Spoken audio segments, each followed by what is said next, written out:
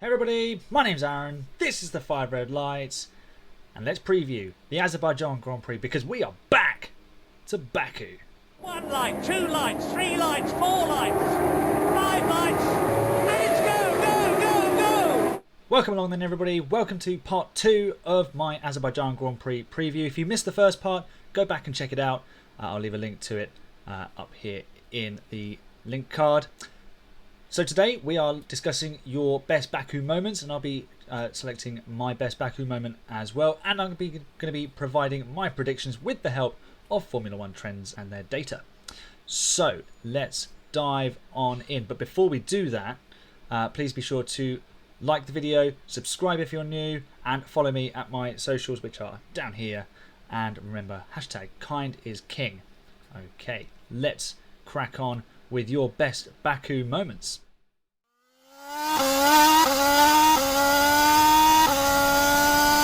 Okay, so I did a Twitter post asking for your best Baku moments, and I got a few replies. So let's start with Jim on F1. And he says, if you find footage of it, I'll be amazed. But in the first year, I loved FP1 and Quali because there was a shop that got super good close-ups on the camera and therefore free advertising. Then within 24 hours, there was a DHL, Rolex, whatever advert there instead. Unfortunately, I haven't been able to find that picture or that shop. So I just have a lovely picture of the Caspian Sea instead. But that was something I really wasn't expecting. I hadn't noticed it. I don't think I remember watching much of that weekend. I think I was working for most of practice and probably qualifying as well. So to be spotting that is brilliant, and then for F1 to have to go and cover it up because they hadn't recognised it before was quite funny to see. So well done, Jim, on pointing that out. That was excellent. Moving on to Finso, Brethren_John. Well, my favourite was in 2018. The two Red Bulls who had been touching and banging all race had one bang too many, using the line from Crofty there, I see. Grosjean hitting the wall behind the safety car. Perez 16th in lap 1 and finishing 3rd. Baku, always amazing and epic races you always enjoy. Can't wait for this weekend. I'm with you on that one, Finso. And David Noble, he also added this. He said, I was at a Ferrari Challenge GT racing day at Silverstone, sitting in the hospitality, having lunch, and they had the race on the big screen. There was a big wow when the Red Bulls collided before a groan about a minute later when 200 people, all Ferrari fans, realised that Seb had been caught out as a result, which enabled Valtteri Bottas to take the lead in that race at the time. And of course, that was a bit of a seminal moment for the Ricciardo-Red Bull relationship. He was made to feel kind of at fault for that, which to this day I don't think he was. At best, it's a racing incident. But I think, really, Verstappen was at fault for me. And that paved the way for Daniel to leave Red Bull. It also paved the way for a absolutely bonkers closing to the race. We had the safety car brought out, then Grosjean hit the wall, then the restart where Vettel went down the inside of Bottas and locked up his brakes, ruining his tyre. Bottas was in the lead from Hamilton and Raikkonen. Bottas then gets a puncture at the start of the next lap, having run over debris from the restart that wasn't there when they called in the safety car. I think it was Magnussen and an Alfa Romeo of, it might have actually been Ericsson, if I remember correctly, who were banging wheels and a bit of bodywork came loose. Bottas suffered the puncture and ruined his race. That was the second race in a row that he was leading and had the victory snatched away from him through a safety car, essentially, because in China, the race before, Red Bull had pitted and Ricciardo went on to pass Bottas for the win. Juiced_Lan adds probably this one. Now this is the Toro Rosso near miss. He's left a link to the video which I've gone and watched. Unfortunately I can't include the footage in here because the video will probably get taken down. So here's a picture I found on the internet, and look how close they are, and look at the blur of the car on the left hand side. I believe that is Gasly on the inside. So absolutely on the edge stuff. These walls are so close, and if you're in the wrong position, especially in qualifying, you could be very much in the way, and it could be very dangerous. So that's part of the challenge. You've got to be communicating with your engineers and getting that correct, making sure you're in the right place to not hinder anyone else's lap or put anyone in harm's way. Now there's a few that obviously spring to mind for me. I've mentioned Valtteri Bottas's puncture in 2018, and there you can see his shredded right rear tyre. There was also the Hamilton and Vettel wheel banging moment, where Hamilton slowed behind the safety car, ready for the restart, and Vettel ran into the back of him and saw red, ramming his Ferrari into Lewis's Mercedes, picking up a 10-second stop-go penalty. Vettel kind of got away with it because Hamilton had his headrest restraint come loose after the red flag restart, so Hamilton had to pit the lap before. Vettel pitted for his stop and go, and Vettel actually came out in front, which was kind of, well, lucky, you could say, or there's a lot of different ways you can put it, but it kind of felt a little bit unjust for Lewis. And there's also a moment from the last Azerbaijan Grand Prix, but it was in qualifying. Charles Leclerc, he'd been rapid all weekend, looked nailed on for the pole position in that Ferrari, and he throws it in the wall at the castle section. Not the first time he's crashed in qualifying, but this one didn't keep him the pole position. He ended up in, I think it was like 5th place or something, or maybe 10th perhaps. But he had a difficult day in the race. Bottas going on to win after Mercedes locked out the front row. For me, the one that stands out the most is the Hamilton and Vettel incident. It was the second time that the race had been held there. It was the first major flashpoint for the race. There'd been a safety car ahead of that, and I think there was a second safety car.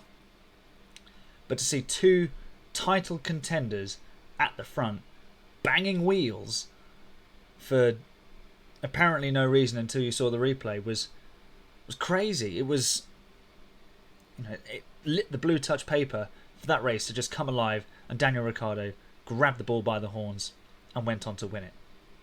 Baku always throws up the unexpected, and let's hope for some more this weekend, because after Monaco we could really, really do with that.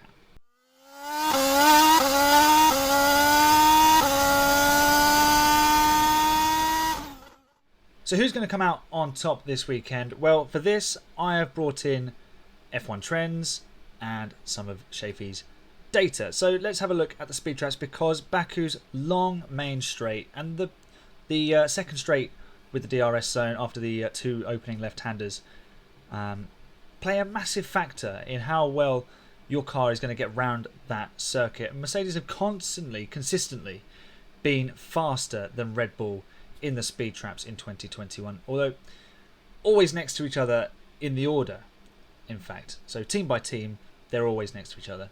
Baku's best passing opportunity is into turn 1 at the end of a massive straight with DRS. Now, I'm not going to get into the whole flexi-wing, not flexi-wing debate, but that pressure from Mercedes of a potential protest could sway Red Bull's decision on whether they run the wing or not. And the FIA are bringing in new tests, so they might put one on for this weekend just to make sure that Mercedes can't protest them and that they're legal, essentially. While we shouldn't discount the data from Monaco or Imola, neither of the speed traps at those circuits had DRS assistance. Now, neither Red Bull or Mercedes have generally been amongst the fastest teams down the straights in race trim. And Mercedes' advantage in Spain is likely to Hamilton and Bottas being behind other cars for most of the race, so then having DRS. Mercedes do have a faster car in the straights for me, confirmed by regularly being closer to the fastest average maximum speed in qualifying, which obviously they will have DRS available to them, but there'll be straights where there isn't DRS. Pole position doesn't necessarily guarantee victory in Baku, but Mercedes have looked faster in qualifying trim than Red Bull, especially when Max has kept it within track limits as he didn't do in Portimao. So using F1 Trends team ranking charts for each race for average maximum speed, I ranked each team 1 to 10 in a table based on their position at the end of each race in terms of their speed track rankings. So Aston Martin actually came out as the best average position at 2.6. And Red Bull, while never actually being the slowest, they've got the lowest average position. Of course, this is all circuit specific, with circuit specific setups blending together, but one thing is clear to me: the Mercedes power unit is strong because the Williams and Aston Martin cars are up there. Yes, they're not quite so draggy with so much downforce, but they're still decent cars, so that Mercedes power unit is definitely the strongest in my opinion. And it's backed up as well because McLaren, they're up there in 5th place in the table, with Aston Martin and Williams top the table. Mercedes are 8th with an average of 6.6, but they're likely to have run more downforce than the other cars anyway because they have such an advantage. On the flip side, the Honda power doesn't actually rank that highly. Of course, they've only got 2 cars, the Red Bull and AlphaTauri teams, with Red Bull worst average position at 8.6, while AlphaTauri actually have a massive disparity. So the Honda power unit isn't, dreadful, but the setup and the high rake philosophy of the Red Bull cars has always hindered them in a straight line. So taking all of this data into consideration, it leaves me asking, how much influence is that flexible rear wing actually having? How much grunt is the Honda power unit actually producing? So it's going to be a fascinating contest between the two for victory, but don't discount McLaren. Lando Norris is in the form of his life, and the McLaren has the Mercedes power unit. They could be strong. What about Ferrari? How are they going to cope? Because they're good in the tight and twisty sections. They're going to be super in the middle sector, but are they going to leave themselves too much to make up through sectors 1 and 3? We'll just have to wait and see. Obviously, I'm filming this Thursday evening. Practice is tomorrow morning, so we'll wait and find out and see how they fare tomorrow. So with all of that in mind, who do I think is going to be king of the Baku Castle this weekend? Now, pole position, I've gone for Valtteri Bottas. Even though he may not actually be there yet, I think he's going to turn up with a point to prove. He arguably and speculatively has been told he is out of a seat at Mercedes for next year.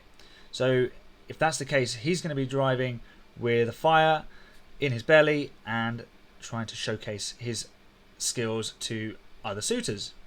And what better way to bounce back from a horrendous DNF in Monaco that totally wasn't his fault, with pole position on the streets of Baku. Now, I've heard a lot of people saying that Red Bull are going to be strong because Mercedes doesn't heat up its tyres so well. But I think there's enough corners in Baku, even though it's going to be a smooth surface. I think Mercedes have the car, generally speaking, as they have done over the last several times we've been there, that works well enough around that circuit, and the power unit kind of helps them with that. Even when Ferrari were in their pomp, they managed to get themselves towards the front. They were always there fighting. Red Bull are a slightly different opposition, but I think Mercedes will still be there, and I think Bottas is going to turn up and write home to everyone about how good he is in terms of his potential for the future. So Bottas for pole, and in second place got Lewis Hamilton. I think Mercedes is going to lock out the front row. But where does that leave Max Verstappen? Does it leave him in third? I've gone for Lando Norris in third. I think the Mercedes power unit is going to put 3 Mercedes powered cars in the top 3 positions. Now, that's a bold statement. That's a bold top 3. I think Max will be there or thereabouts. It's going to be super close, and it could just go either way. There's going to be hundredths of a second in it. Maybe a tenth or a quarter of a second covering the top 5, perhaps, because Perez goes well at Baku, and he's got 2 podiums there. he qualified second fastest in 2016 but had to start further back because of a grid penalty. Red Bull have a fast car. Are they going to be hampered down the straights? That is where my thinking is coming from in here. Mercedes have a good car. They will be just good enough to get the pole position and the front row. And I think Lando has a car in the McLaren that is going to handle very nicely across all three sectors. And he's driving superbly. So he will put on an excellent performance and bag a top grid position. Moving on to the race, and my winner is Valtteri Bottas. He's going to repeat the trick from 2019, start from pole, take the win. Obviously, in 2019, he and Hamilton were pretty much the only two title contenders. So Hamilton didn't want to risk a collision with Bottas. He won't want to risk it again, and Bottas wants to win. He needs a win. Hamilton, he could do with a win, but if he finishes second to Bottas and ahead of Verstappen, that's fine. That doesn't matter quite so much. He might not take the championship lead, but he would close that gap slightly. And Bottas taking a win is good for Mercedes, because a strong Bottas means they get more points in the Constructors' Championship and they take that back from Red Bull. So with that being said, I've got Lewis Hamilton in second place. I've got Max Verstappen in third. I think he'll make a good start. Red Bull will pull some strategy tricks and he'll have enough down the straights to get ahead of Lando Norris. Will he be able to get ahead of the Mercedes? We'll have to wait and see. Maybe Hamilton will sit behind Bottas with the DRS and it will be very difficult for Max to overtake. Let's move off of those at the front then and have a look at my bold prediction. My bold prediction is that George Russell gets into Q3. I don't think the Williams will be quite quick enough to score points, but I think George will get into Q3. He's very good at qualifying. He's decent in this Williams. I think he's got a Q1 every weekend so far, so we're no longer surprised about it. And Williams has got the Mercedes power unit. How important straight line speed is it's just so important around Baku. So I think George is going to get to Q3, although I don't think he's going to score points. So there you have it. There are my predictions. Chuck yours in the comments section down below. Let me know who you think is going to be king of the castle this weekend. Like I said at the start, if you enjoyed this video, leave a like, subscribe if you're new, check out my other content, check out part 1 of my Azerbaijan Grand Prix preview. Follow me on Twitter and on Instagram, and thank you for watching. Most importantly, thank you for taking the time to watch this video. That's all for today. Enjoy the Azerbaijan Grand Prix weekend, everybody. Well done, Baku. My name is Aaron. This has been the 5 Red Lights. When the 5 Red Lights go out in Baku, I will see you next time. Bye for now.